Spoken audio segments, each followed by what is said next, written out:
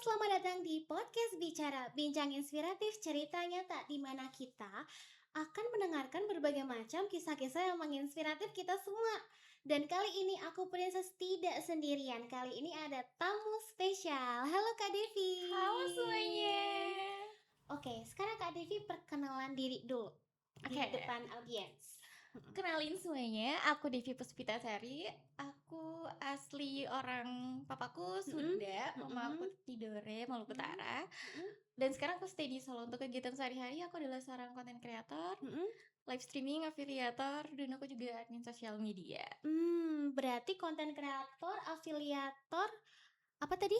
Admin sosial Admin media. sosial, terus Sebenarnya aku juga terlibat di dunia muse gitu ya, modeling. dunia Tapi muse sebenarnya itu cuma modeling. faktor kebetulan aja sih dan kolaborasi gitu. Bedanya afiliator sama konten kreator tuh apa? Kalau afiliator itu kita ibaratnya kita berjualan produk. Jadi kita promosi sekalian berjualan untuk produk. Sedangkan konten artinya kita membuat konten seputar mau lifestyle, mau traveling, kuliner, ataupun personal brandingnya gitu. Jadi ketika membuat konten kita bukan hanya sekedar membuat konten itu dari pribadi Devi ya, tapi gimana Devi menciptakan konten yang bisa yang bisa untuk personal branding Devi. Jadi supaya orang tuh kenal ciri khasnya Devi gitu. Oke, bentar. Kalau dapat endorse itu berarti masuknya di konten atau di afiliator? Kalau konten itu kita masuknya di KOL. Oh, KOL yang endorse itu? Iya, KOL kan singkatan dari Oh. KOL sendiri, Key Opinion Leader. Jadi kayak kita sebagai kunci utama untuk mempromosikan suatu brand atau kerjasama dengan orang tadi gitu. Oh gitu. Jadi kalau dapat endorsement itu biasanya di konten kreatornya itu ya? KOL-nya. KOL-nya. Iya, jadi beda, ada afiliator. Oh, beda. Ada KOL, ada konten kreator. Beda semua berarti Itu ya? sebenarnya beda sih kalau bisa dicari istilahnya masing-masing. Oh. Kadang orang suka bingung. Konten kreator tuh iya dijualan deh. Enggak, sebenarnya tuh beda kok gitu. Oh, bentar. Oh, sekarang aku paham. Jadi KOL itu endorsement. Benar sekali. Kalau konten kreator yang itu lifestyle atau tadi. Tapi sebenarnya konten kreator pun dia bisa masuk ke dia endorsement, tapi kalau ketika kita konten itu kan kalau kita mau mempromosikan sesuatu ada yang namanya hard selling, soft selling gitu. Aduh tuh pusing tuh pasti. Ya benar banget. Jadi ilmu konten itu bukan hanya sekedar konten, tapi gimana kamu paham nilai-nilai ataupun karena ketika kita konten sebenarnya bukan hanya sekedar konten. Terus kalau Princess tanya endorsement, ketika kita bikin endorsement kita harus tahu problemnya apa, hooknya seperti apa, terus kita call to audiensnya seperti apa gitu. Jadi kita bisa punya suatu POV gitu, terus kita ngebangun problemnya, tapi kita juga sekaligus ngasih solusi buat mereka gitu. Oh jadi misalnya kita mau endorsein tempat kuliner, jadi kayak kalau kamu kurang nafsu makan kamu bisa nih ke tempat kuliner yang ini gitu kan. Terus masalahnya apa, kalau misalnya kamu suka makanan yang lebih misalnya berkuah atau selera kamu gimana, kamu tinggal datang ke sini gitu kan, atau gimana?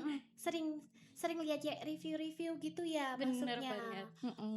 Oke, berarti itu prosesnya ya. Prosesnya harus tahu lebih dalam tentang brand itu dulu sebelum tag ya biasanya Ya karena biasanya sebelum kita record sebuah konten kita ada briefnya juga gitu. Ada brief dari brandnya atau orang yang kerja sama kita ataupun kita sendiri yang Oke, tahu paham. Jadi berarti udah berapa lama Kak Devi? Kalau terjun? untuk dunia endorsement sendiri Devi itu terjun dari tahun 2022 sih sampai sekarang. Ya ampun, berarti udah lama ya? Iya, Udah 2022 sampai 2022. bertahun-tahun lah ya. Ya, tapi ada proses naik turunnya juga sih. Proses naik turunnya tuh kenapa tuh kok naik turun? Berarti ada lika-likunya ya? Ada lika-likunya. Pertama, lika-likunya itu adalah kita harus bersaing dengan pendatang baru. Ya bener nggak sih? Kita harus bersaing. Yang pendatang barunya itu yang pemula-pemula KOL itu kah? Bener. Tapi itu sebenarnya bukan jadi acuan untuk kita tidak bisa berkembang. Justru itu menjadi pacuan kita untuk terus berkembang dan terus mengupgrade diri untuk menjadi seseorang yang punya ciri khas yang kuat juga dan bisa dikenal sama orang. Karena kalau dari Devi sendiri, ketika Devi membuat konten itu bukan hanya sekedar konten, tapi Devi bercerita lewat konten Devi gitu.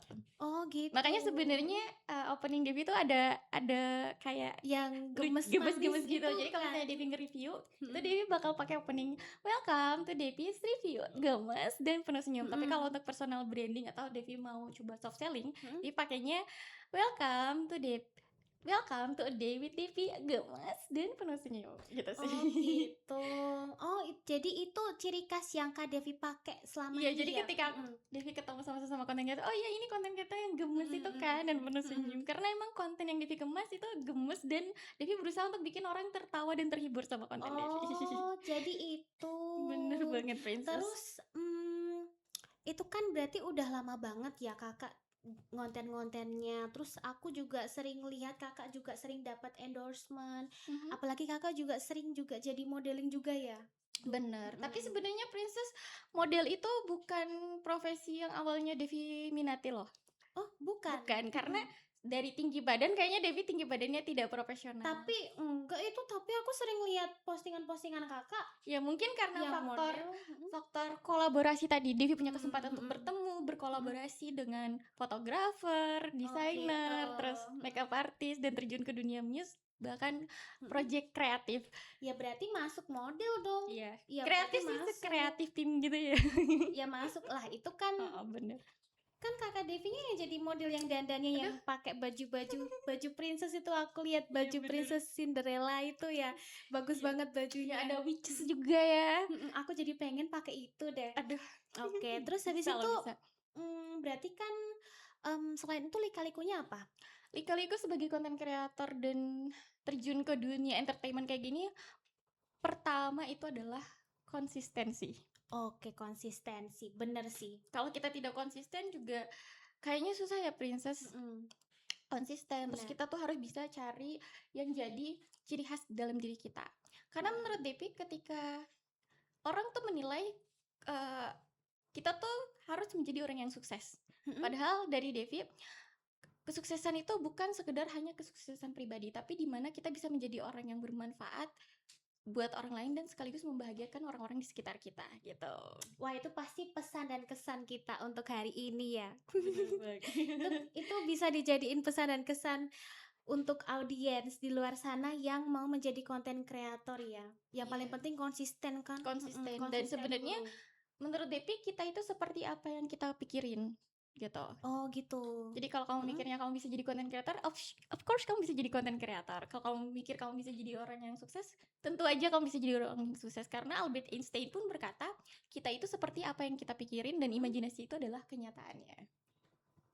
Imajinasi adalah kenyataannya kalau diusahakan dong. Bener Iya banget. kan, oke. Berusaha juga tetap harus konsisten loh ya, Princess. Iya, oke. Sekarang kita masuk ke kuis nih. Buat Kak Devi, kita ada kuis spesial. Boleh. Jadi cepet-cepet jawab. Ada dua opsi, pilih satu opsi, oke? Opsi yang pertama, ring light atau sinar matahari? Ring light. Kamera mati atau memori penuh? Kamera mati. Outfit keren atau angle-nya yang oke? Angle-nya oke. Studio atau kamar sendiri? Studio. Followers banyak atau ide banyak? Ide yang banyak. Kenapa tuh kok harus ide? Kenapa nggak followers? Karena meskipun followers kita banyak, tapi kalau kita tidak punya ciri khas, itu buat apa sih? Dan menurut Devi, ketika kita punya ciri khas, kita punya ide yang banyak, itu juga bisa narik followers gitu.